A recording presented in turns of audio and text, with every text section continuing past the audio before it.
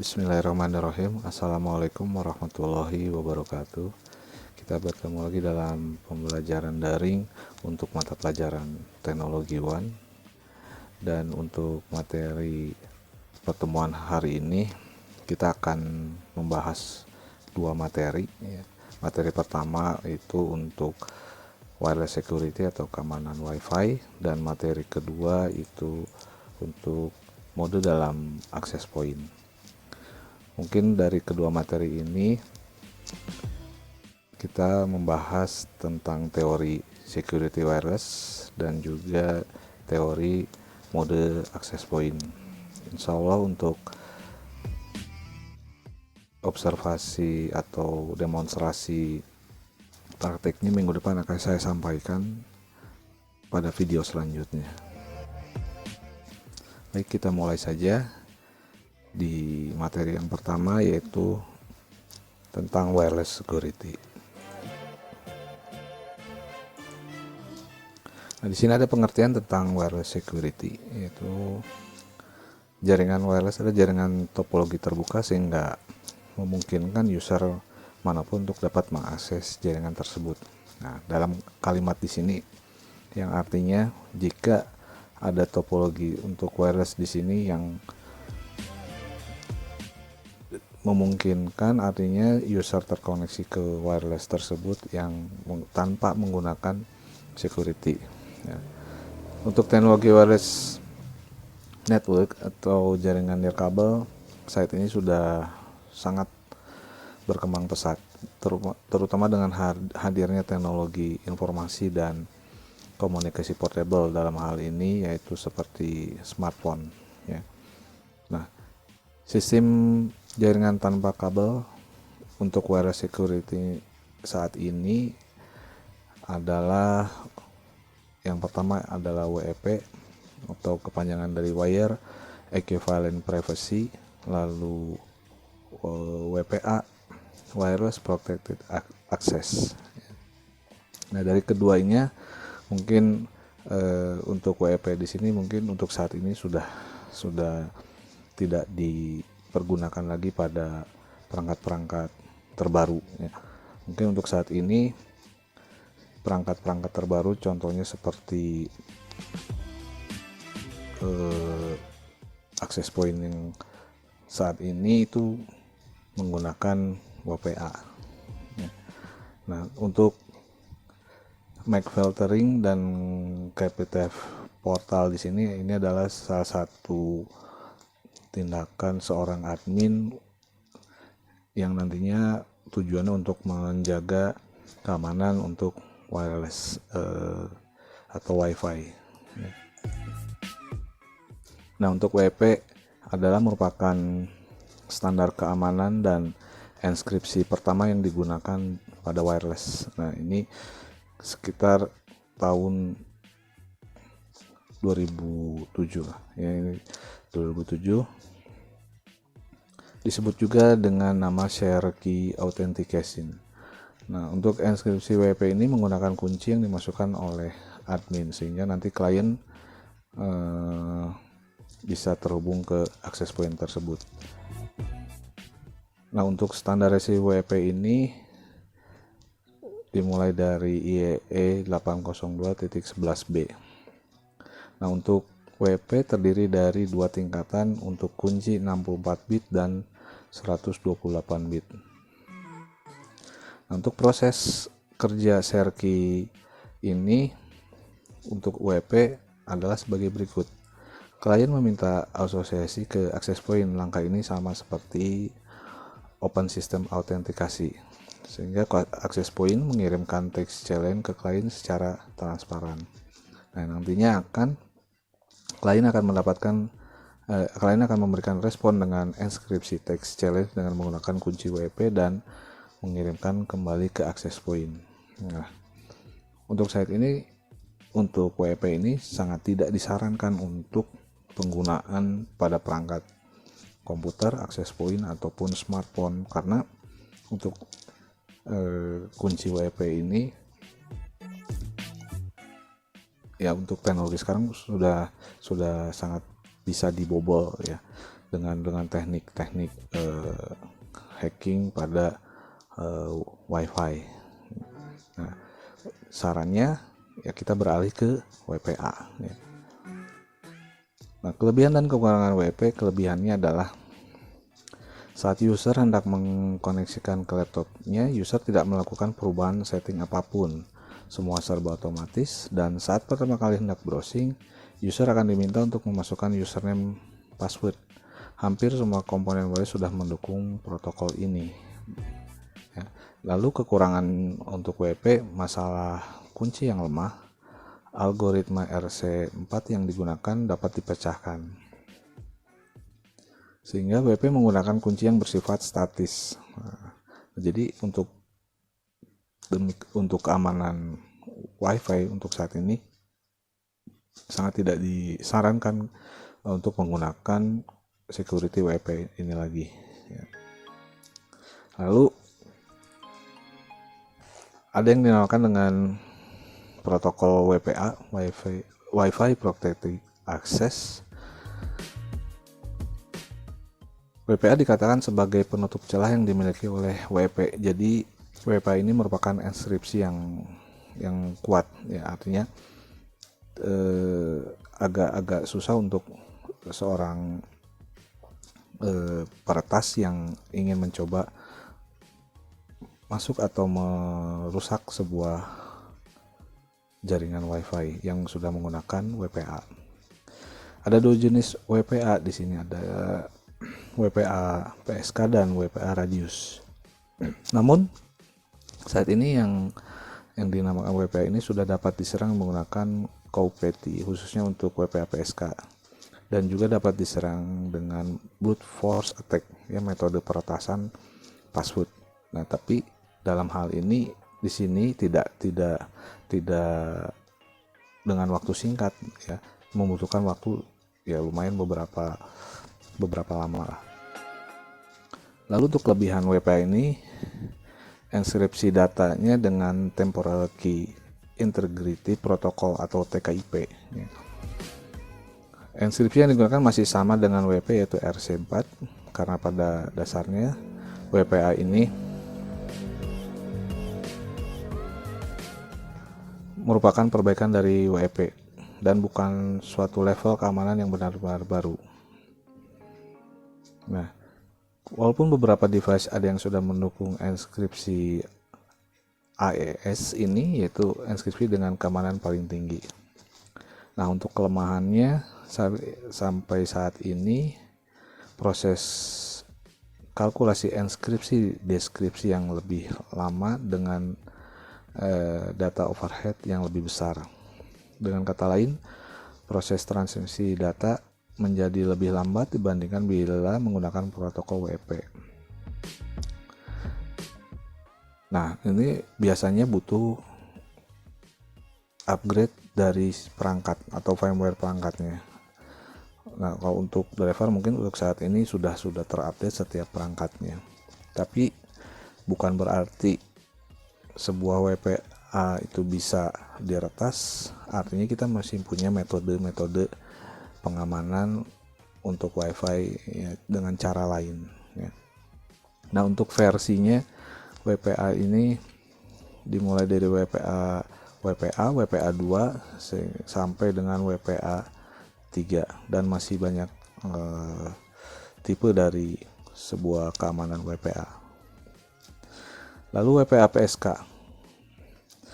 Wi-Fi Protected Access Pressure Key, artinya pengamanan jaringan wireless dengan menggunakan metode WPA PSK jika tidak ada autentikasi server yang digunakan. Dengan demikian, akses PIN dapat dijalankan dengan mode WPA tanpa menggunakan bantuan perangkat lain atau komputer lain. Nah, cara konfigurasinya cukup sederhana, bahkan dalam sebuah smartphone pun untuk saat ini bisa mudah, ya, dengan dikenal dengan istilah tethering atau hotspot dari smartphone. Nah, lalu ada metode di mana ketika sebuah WPA sudah kita pergunakan, kita bisa menggunakan atau kita tidak memilih WPA, tapi kita menggunakan yang namanya KPT portal ya, atau kita menggunakan MAC filtering. Nah, KPT portal di sini kalau contoh untuk saat ini yaitu seperti hotspot, ada tampilan keamanan wireless yang menggunakan tampilan login hotspot. Nah, ini disebut dengan KPT portal ya. KPT portal awalnya didesain untuk keperluan komunitas yang memungkinkan semua orang dapat terhubung atau open network ya. KPT portal di sini sebenarnya merupakan sebuah mesin router atau gateway yang memproteksi atau tidak mengizinkan adanya traffic sampai user melakukan registrasi autentikasi ya. Berikut cara kerja KPT portal. User dengan wireless client diizinkan terhubung ke wireless dan mendapatkan IP address atau DHCP ya. Berbeda dengan WPA. Kalau WPA, wireless client tidak diizinkan sampai si klien itu benar-benar bisa memasukkan password atau kata kunci yang benar, baru mendapatkan IP address. Nah, berbeda dengan KPT portal, di sini user diizinkan oleh perangkat lalu mendapatkan IP address. Nah, setelah mendapatkan IP address, semua traffic akan diblok oleh KPT portal dan memerlukan yang namanya sebuah registrasi atau autentikasi berbasis web biasanya yang terletak pada jaringan kabel. Lalu ada redirect atau dibelokkan si traffic KPT portal web ini ke sebuah halaman login misalnya. Nah, setelah user melakukan registrasi atau user yang sudah pernah terregistrasi, maka klien tersebut dapat diizinkan untuk mengakses jaringan tersebut atau dapat mengakses jaringan yang menggunakan KPT portal. Nah, untuk contohnya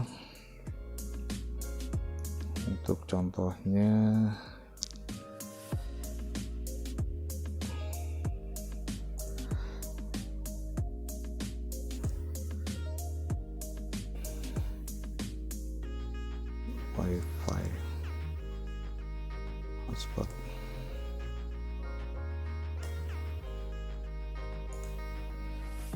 Nah, contohnya seperti ini ya. Klien sudah bisa terhubung dan bisa mendapatkan IP address, tapi lalu akan terblok dengan adanya halaman login seperti ini. Artinya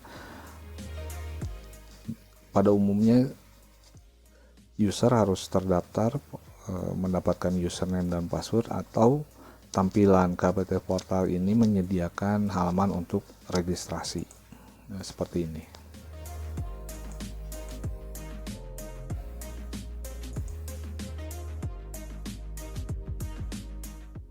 Nah, itu untuk KPT portal yang untuk saat ini sudah banyak dipergunakan untuk kepentingan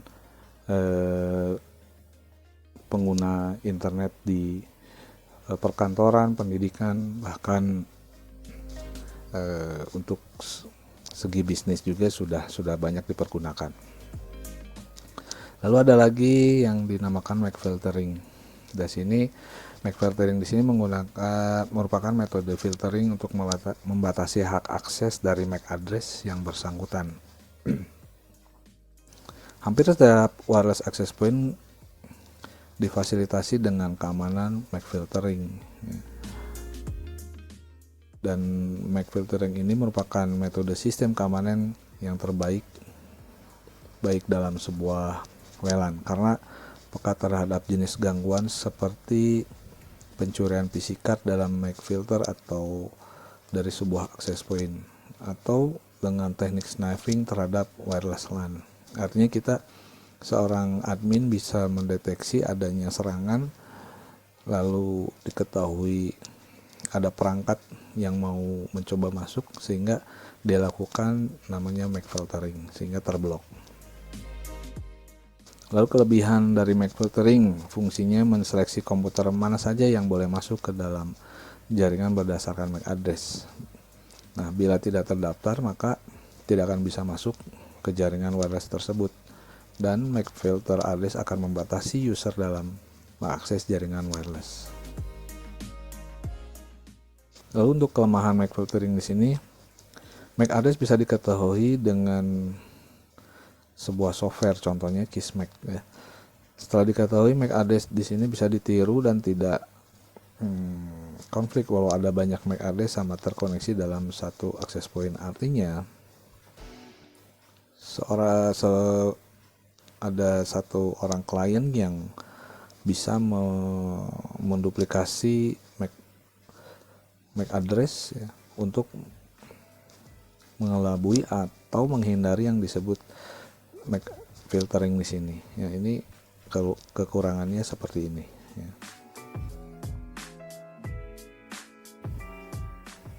Nah, untuk selanjutnya ini masih sama dengan KPTF Portal, Authentication, Authorization, dan Accounting ya.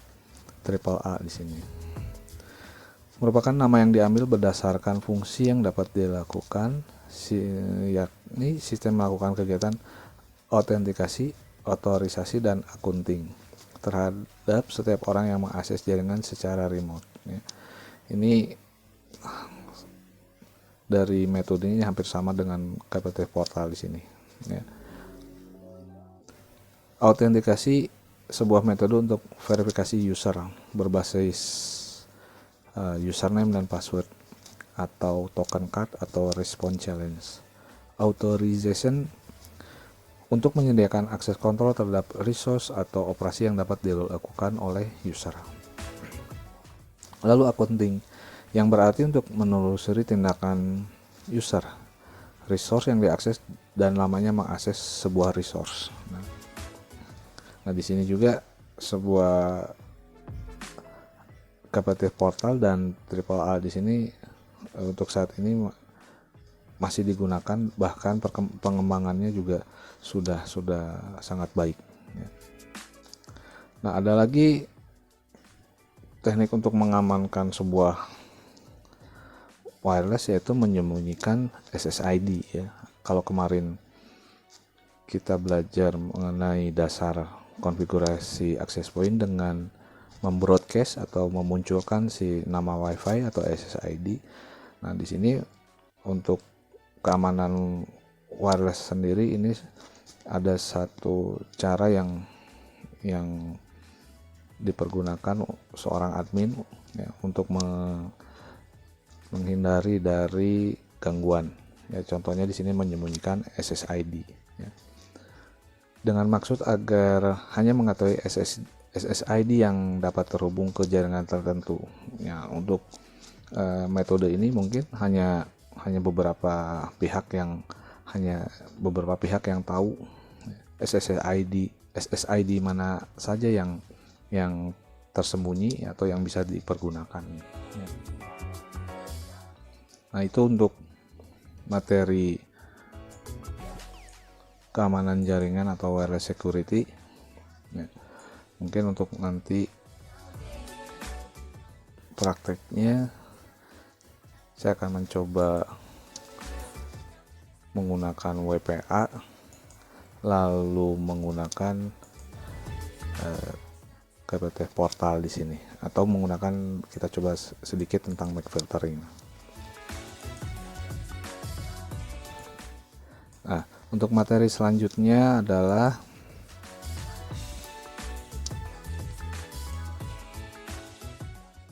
mode dalam access point ya. Nah, mode dalam sebuah access point untuk saat ini ada beberapa yang bisa dipergunakan atau bisa kita gunakan fasilitas dari sebuah perangkat access point. Yang pertama yaitu penggunaan secara standar, yaitu penggunaan access point mode atau AP mode. Mode AP merupakan mode yang digunakan pada mode jaringan wireless apapun. Access point berperan sebagai central node ya, di sini, dan penguat sinyal pada jaringan wireless. Nah, access point mode ini lebih digunakan untuk mentransfer sambungan kabel ke nirkabel, dan ia bekerja seperti switch ya, seperti ini. Nah, access point mode ini secara topologinya seperti ini. Jadi ada kolaborasi dengan jaringan kabel yang sudah memiliki, contohnya sudah memiliki koneksi internet, lalu disambungkan ke access point, lalu sinyal tersebut di broadcast untuk penggunaan PC atau smartphone.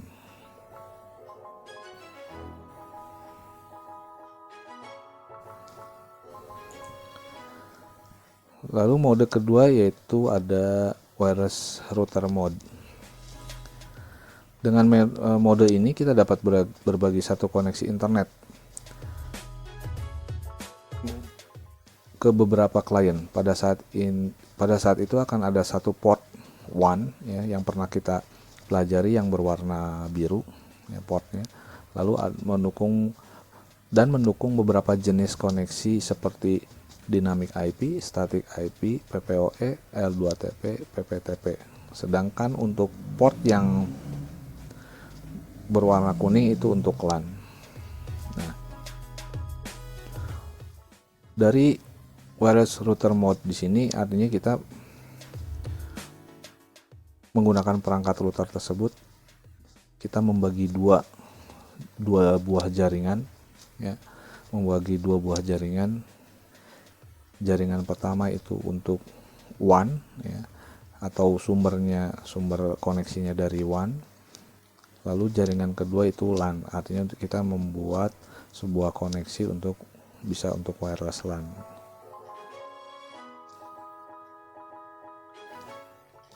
Lalu untuk repeater mode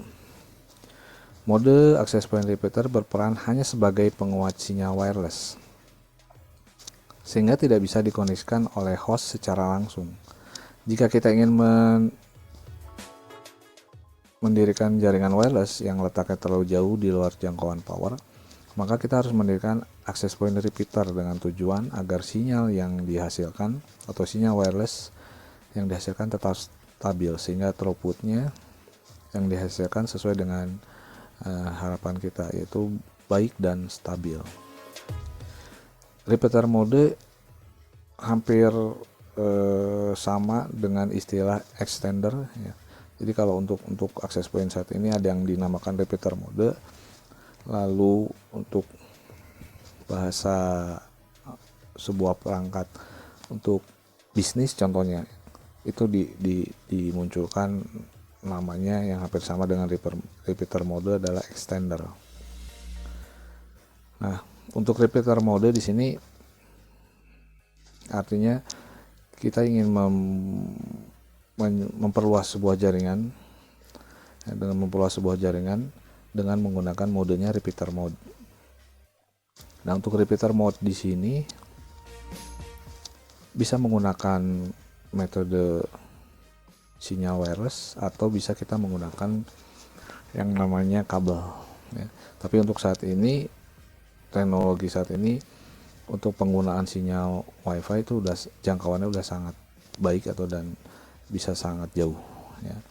Nah, sehingga nanti end device-nya smartphone, laptop atau PC bisa mendapatkan sinyal yang baik yang dihasilkan oleh access point yang digunakan sebagai repeater mode.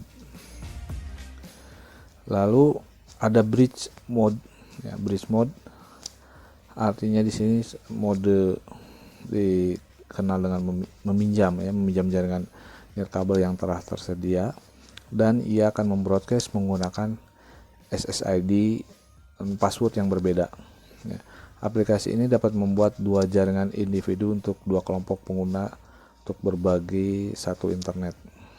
Nah, antara repeater mode dengan bridge mode memiliki kesamaan ya, artinya hampir sama untuk tujuannya untuk memperluas sinyal WiFi atau extender WiFi.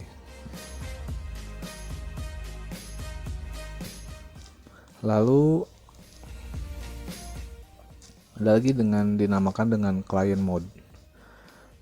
Device dapat terhubung ke perangkat kabel dan bekerja sebagai adapter nirkabel atau wireless adapter untuk menerima sinyal nirkabel dari jaringan nirkabel kita. Sedangkan jika kita mendirikan sebagai access point client bridge, maka host-host bisa koneksi langsung secara wireless ke AP client bridge. Nah, untuk client mode di sini artinya kita ingin membuat sebuah perluasan ya, menggunakan terhubung dengan menggunakan perangkat ya, dari kabel, dan di sini hampir sama dengan repeater mode ya. Untuk repeater mode di sini lebih berperan adalah mode wirelessnya, sedangkan untuk client mode di sini lebih berperan yaitu menggunakan kabel ya. Nah, di sini ada salah satu contoh gambarnya. Contohnya seperti ini ya. Sebuah perangkat wireless, access point wireless, dia membroadcast sinyal, lalu di sini ada access point dengan menggunakan modenya client mode, sehingga nanti di sini end device yang dimiliki oleh jaringan ini yaitu PC atau laptop bisa terhubung ke jaringan access point di sini ya.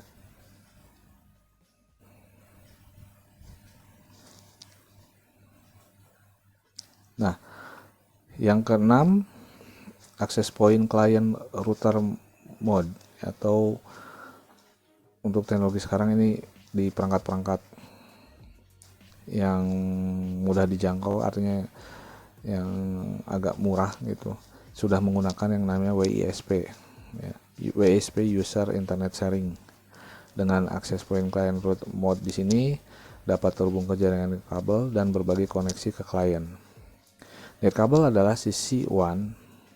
Hal ini juga dapat mendukung IP dynamic, static IP, ya, PPOE, L2TP, PPTP. Ketika wireless station membatasi jumlah klien atau meminta username dan password untuk terhubung, maka access point client router yang seperti ini adalah solusinya. Tapi untuk jaringan berbasis klien ya, artinya berbasis yang terhubung hostnya smartphone dan laptop atau PC, biasanya digunakan access point mode seperti ini ya. Nah, ini adalah ke-6 mode dari perangkat access point, dimana yang masing-masing modenya di sini berbeda fungsi dan tujuannya. Nah, untuk video selanjutnya minggu depan insya Allah saya akan coba mendemonstrasikan dari setiap mode di sini, dimulai dari materi yang tadi, keamanan jaringan wireless, sampai dan materi kedua untuk mode access point. Nah, ini adalah teori tentang mode dalam sebuah access point yang pada umumnya untuk saat ini tergantung dari perangkat tersebut. Ada yang perangkat hanya menggunakan access point mode saja, atau ada perangkat yang sudah mendukung ke berbagai mode yang ada di sini.